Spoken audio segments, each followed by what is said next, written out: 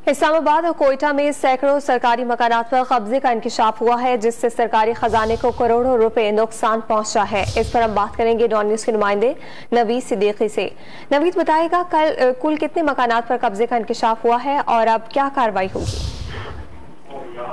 इस्लामाबाद एक रिपोर्ट के मुताबिक ऑडिटर जनरल पाकिस्तान की रिपोर्ट में कहा गया कि सरकारी घरों की लाट में संगीन बेज़ाब्ती हुई है और 548 सरकारी घरों के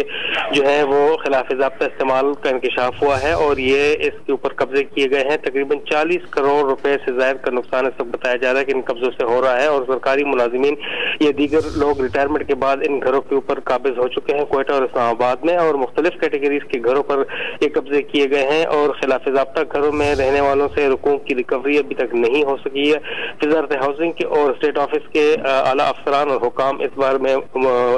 मुलव्विस हैं इन कब्जों में, और दोनों वजारतों और इदारों के जो आला हुकाम और अफसरान हैं स्टेट ऑफिस के और हाउसिंग मिनिस्ट्री के, वो रिकवरी करने में नाकाम रहे हैं और